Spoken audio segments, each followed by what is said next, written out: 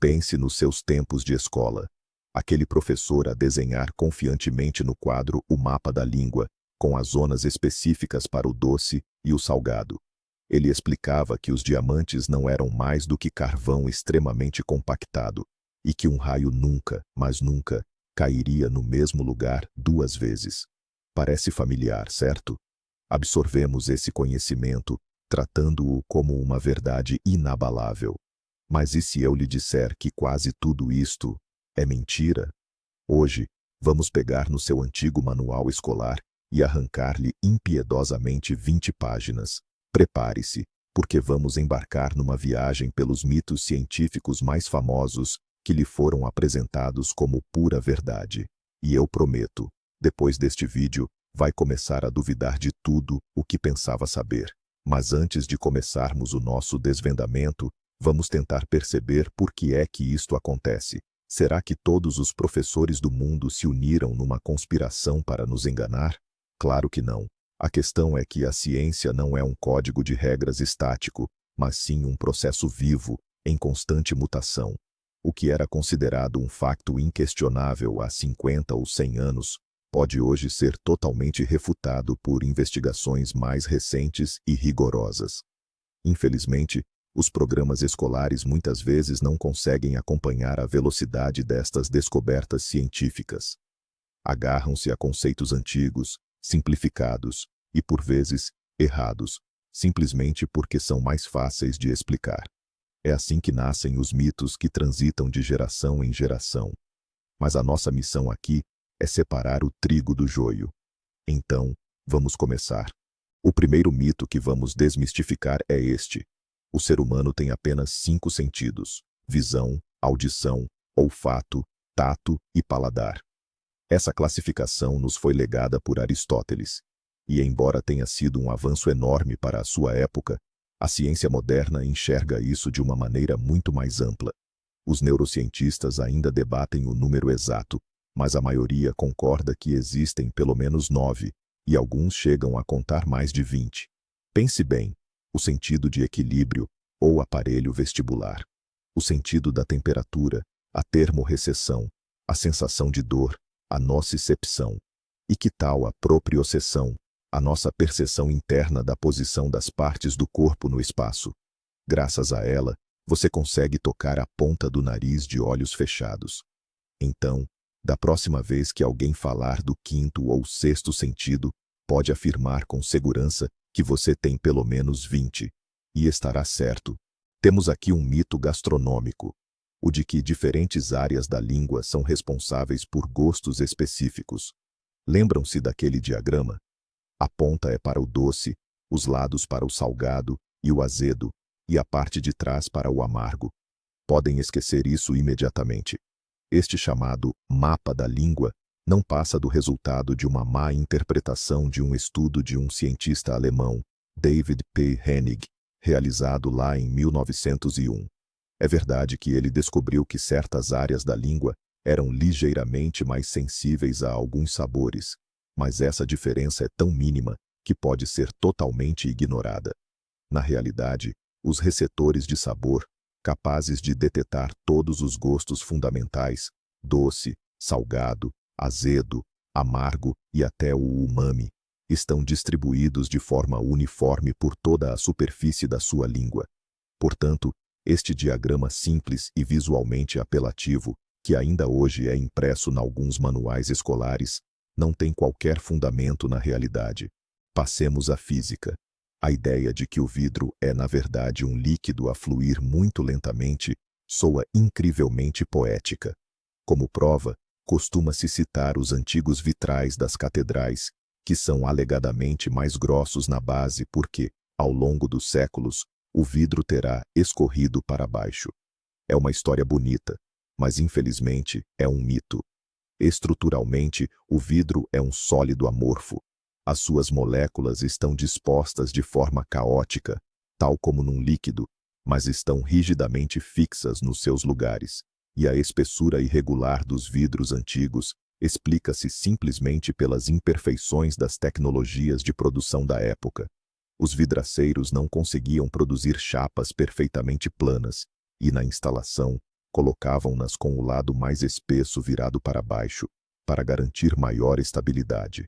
Portanto, o vidro da sua janela não vai fugir para lado nenhum, nem mesmo daqui a 1000 anos.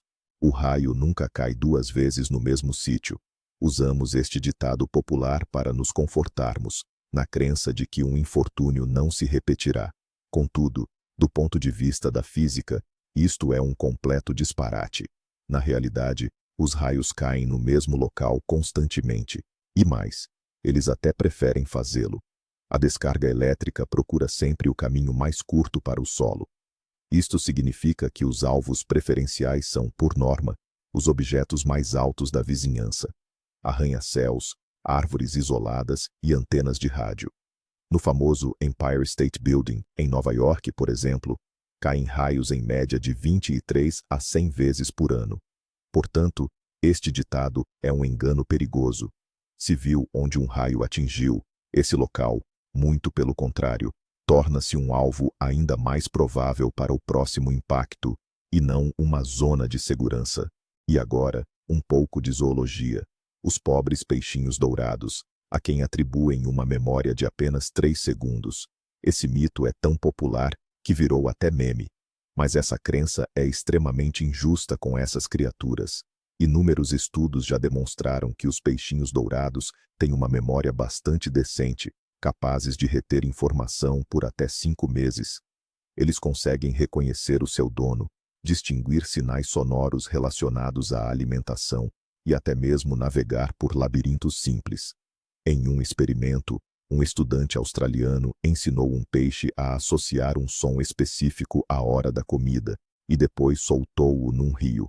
6 meses depois, ele voltou ao mesmo local, ligou o mesmo som, e o peixe veio ter com ele.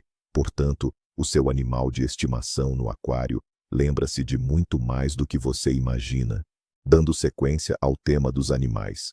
Os lemingues, que supostamente cometem suicídio em massa, atirando-se de penhascos.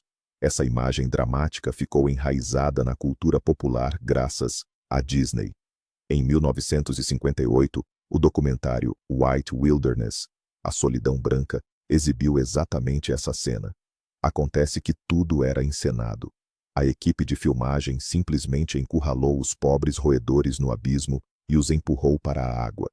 Na realidade, os lemingues não são nada propensos ao suicídio. A cada poucos anos, a população deles aumenta drasticamente e, em busca de comida e novos habitats, eles iniciam uma migração em massa. Durante esse movimento caótico, alguns podem realmente cair acidentalmente de um penhasco ou se afogar ao atravessar um rio.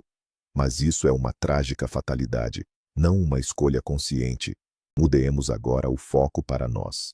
A frase, "o ser humano descende do macaco", é ouvida constantemente, mas é fundamentalmente incorreta e distorce a verdadeira essência da teoria da evolução.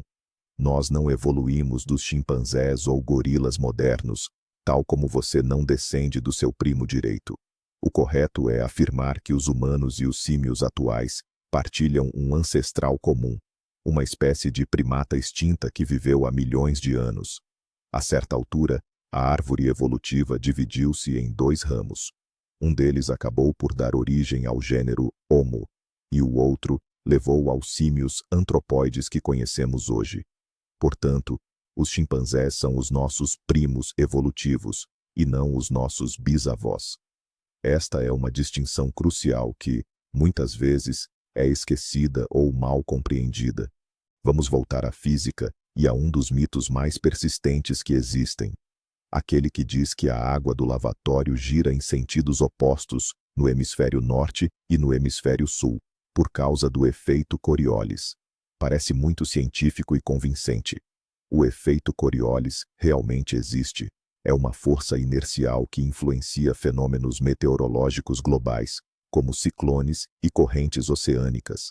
Mas o seu impacto num objeto tão pequeno como um lavatório é insignificante.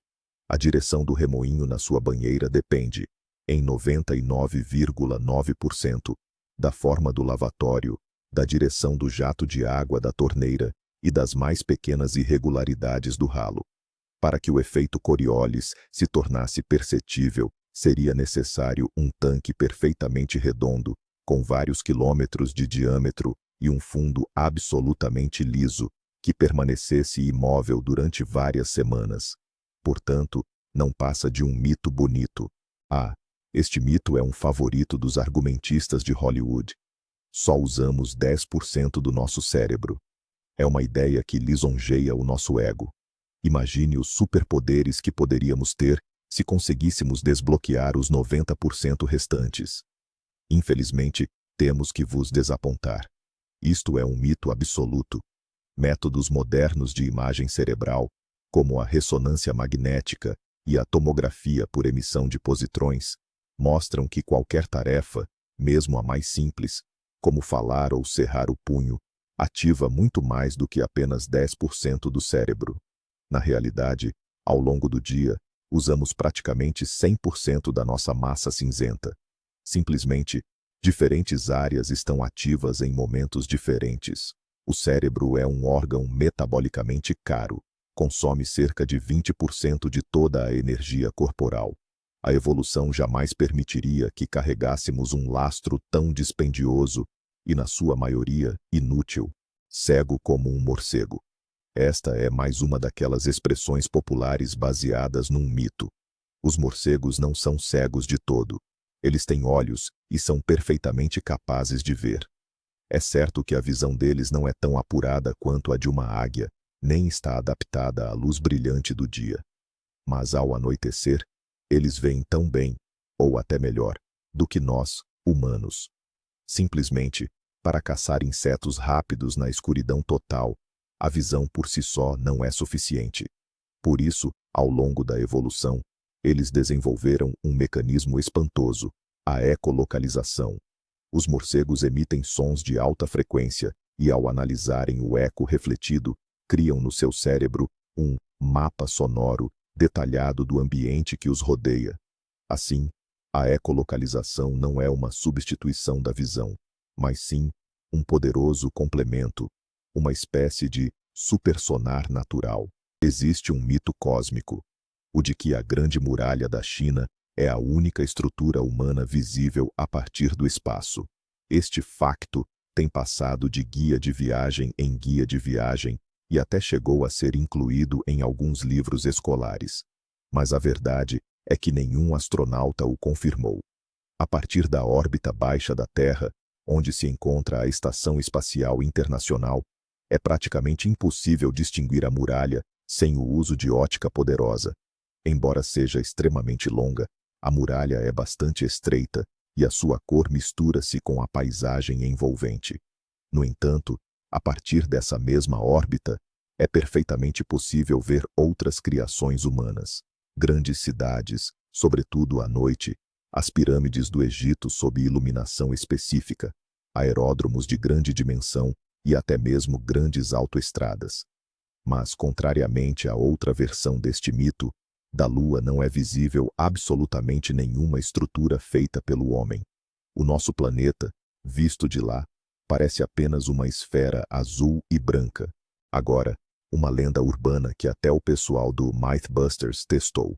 Diz a lenda que, se você derrubar uma moeda de um arranha-céu, ela acelera tanto que atinge a velocidade de uma bala, sendo capaz de matar quem estiver no solo. Parece assustador, mas calma, as leis da física estão do nosso lado. Qualquer objeto em queda tem o que chamamos de velocidade terminal, ou velocidade limite. Ela é atingida quando a força de resistência do ar se equilibra com a força da gravidade. A moeda é muito leve e tem um formato péssimo para o voo. Por causa da resistência do ar, sua velocidade máxima não ultrapassará os 60 a 80 km por hora. Sim, levar uma moeda dessas na cabeça seria desagradável, talvez até doloroso, como uma picada de inseto, mas definitivamente não é fatal. Um perigo muito maior é representado por ferramentas que caem de grandes alturas, ou até mesmo por bitucas de cigarro. O mito histórico. Thomas Edison inventou a lâmpada incandescente. O nome de Edison está intrinsecamente ligado a esta invenção, mas isso não é totalmente justo com outros cientistas. Edison era um engenheiro e empresário brilhante, sem dúvida, mas ele não foi o primeiro a conceber a lâmpada elétrica de filamento. Antes dele, dezenas de inventores trabalharam nessa ideia em todo o mundo, incluindo o inglês Joseph Swan e o cientista russo Alexander Lodygin. Eles já tinham protótipos funcionais. O principal mérito de Edison, no entanto, está noutro lugar. Ele não apenas inventou a lâmpada, ele criou e patenteou um modelo comercialmente bem-sucedido, confiável e durável, utilizando um filamento de carbono numa ampola a vácuo. E o mais importante, ele desenvolveu toda a infraestrutura associada, desde bocais e interruptores, até geradores, centrais elétricas e um sistema de distribuição de energia. Foi ele quem tornou a luz elétrica acessível a todos. Há um mito comum no mundo dos répteis, o de que os camaleões mudam de cor apenas para se camuflarem. Estamos habituados a pensar que, se um camaleão estiver numa folha verde, ele fica verde, e se estiver num ramo castanho, fica castanho. Isto é verdade, mas só em parte. Sim, a camuflagem desempenha um papel, mas está longe de ser a razão principal para a alteração da sua coloração. Para o camaleão, a cor é, acima de tudo, uma linguagem de comunicação e um método de termorregulação. Através da cor, eles comunicam o seu humor, a disponibilidade para o acasalamento e servem para afastar rivais ou predadores.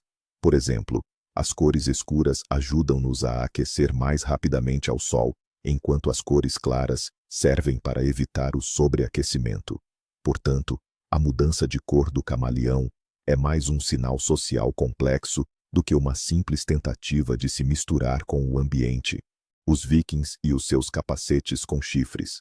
Esta imagem do guerreiro navegador está tão enraizada na nossa cultura que a consideramos, muitas vezes, como uma verdade histórica.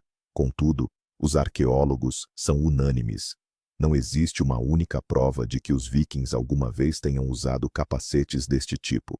Todos os capacetes encontrados da era viking são, na verdade, simples gorros de metal ou de couro, por vezes apenas com proteção para o nariz e os olhos. Um capacete com chifres seria terrivelmente impraticável em combate. Seria fácil para o adversário agarrar-se a ele com uma arma e certamente atrapalharia numa formação de batalha. Então, de onde é que surgiu este mito? Foi popularizado por artistas do século XIX, mas foi definitivamente consolidado pela ópera de Richard Wagner, O Anel do Nibelungo. O figurinista da ópera, Karl Doppler, criou para a produção esses famosíssimos capacetes com chifres. A imagem foi tão marcante que, até hoje, não conseguimos livrar-nos dela. Um mito comum na pedagogia e na psicologia é o de que as pessoas têm estilos de aprendizagem distintos. Você certamente já ouviu falar dessa teoria. Supostamente, algumas pessoas são visuais e absorvem melhor as informações através de imagens. Outras são auditivas, precisando ouvir. E as terceiras são sinestésicas, aquelas que precisam tocar em tudo e fazer as coisas por conta própria. Essa ideia é extremamente popular, e milhares de cursos, workshops e metodologias foram construídos com base nela. O problema é que não há nenhuma prova científica séria que comprove a sua eficácia. Vários estudos demonstraram que aprender de acordo com o seu estilo preferencial não oferece qualquer tipo de vantagem. Todos nós usamos diferentes canais de percepção, e a maneira mais eficaz de aprender é, na verdade, combinando-os. Ou seja, ver um esquema, ouvir a explicação e tentar fazer por si mesmo. A divisão em visuais e auditivos não passa de um rótulo bonito, mas completamente inútil. O mito parental. O açúcar provoca hiperatividade nas crianças. Quantas vezes, numa festa infantil, ouvimos frases como: "Não lhe des mais bolo, ele já está a saltar por todo o lado." A ligação entre o consumo de doces e o comportamento mais agitado parece óbvia, mas, na verdade, este é um exemplo clássico de falsa correlação. Mais de 20 estudos científicos controlados não encontraram qualquer ligação direta entre o consumo de açúcar e a hiperatividade, ou o déficit de atenção nas crianças. Mas então, por que é que este mito é tão persistente? A resposta é simples. As crianças consomem doces em ambientes já de si estimulantes. Festas de aniversário, celebrações e visitas. A própria atmosfera de festa e de alguma permissividade, e não a fatia de bolo, é o que está por trás da sua energia. Os pais acabam simplesmente por ligar dois eventos que acontecem em simultâneo. Há um mito que de certeza atormentou muitos de nós na infância. O de que estalar os dedos provoca artrite na velhice. Era com isto que os nossos pais e professores nos punham medo.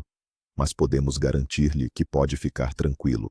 Aquele estalido característico não é o atrito dos ossos uns nos outros.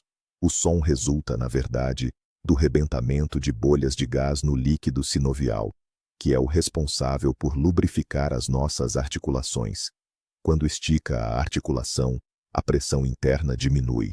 Os gases que estão dissolvidos no líquido formam uma bolha que imediatamente colapsa, produzindo o estalido característico. Inúmeros estudos científicos, incluindo um famoso, onde um médico estalou os dedos de apenas uma mão durante 60 anos, não encontraram qualquer relação entre este hábito e o risco de desenvolver artrite. Portanto, estalar os dedos pode, de facto, ser irritante para quem está ao seu lado, mas para as suas articulações é completamente inofensivo. E para terminar a nossa lista de sustos, abordamos o mito de que, em média, uma pessoa engole 8 aranhas enquanto dorme ao longo da vida. Esta estatística tem circulado pela internet há anos, o que causa arrepios e aracnofobia em muita gente. Mas pensemos de forma lógica. Uma pessoa a dormir não é o objeto mais atraente para uma aranha. Nós respiramos fundo, ressonamos, mexemos-nos muito, e o nosso coração bate forte. Para uma aranha, que percepciona o mundo através de vibrações, a cama de alguém a dormir é o epicentro de um sismo. Na verdade, ela vai tentar fugir de si o mais depressa e para o mais longe possível. Além disso, para engolir uma aranha, ela teria primeiro de entrar na sua boca, não tentar sair. E para completar, você não a sentiria e engoliria por reflexo. A probabilidade de tamanha coincidência é praticamente nula. Este facto foi inventado por uma jornalista nos anos 90, como um exemplo de quão facilmente as pessoas acreditam em qualquer disparate que encontram na internet. E, como podemos ver, a experiência dela foi um sucesso estrondoso. Vejam só, 20 pilares do conhecimento que nos foram ensinados na escola e que pareciam inabaláveis, revelaram-se afinal meros mitos, equívocos, ou, no mínimo, grandes simplificações. Mas será que isto significa que os vossos professores eram maus, ou que a educação escolar é inútil? Claro que não. Isto apenas ilustra a ideia central da ciência. Ela nunca para. O conhecimento não é um destino final, mas sim uma jornada infinita de correções, refinamentos e novas descobertas. A lição mais importante que podemos tirar disto é a necessidade de pensar criticamente, questionar sempre e nunca aceitar nada como verdade absoluta, mesmo que esteja escrito num livro didático. Obrigado por terem assistido a este vídeo até ao fim. Se gostaram da nossa investigação, deixem um like e subscrevam o canal para não perderem as nossas próximas revelações e desmistificações. E agora, a pergunta que vos deixamos. Qual o facto escolar da nossa lista que vos surpreendeu mais? Ou talvez conheçam outro mito popular que não mencionamos? Escrevam sobre isso nos comentários. Vamos juntos construir a coleção completa de equívocos científicos.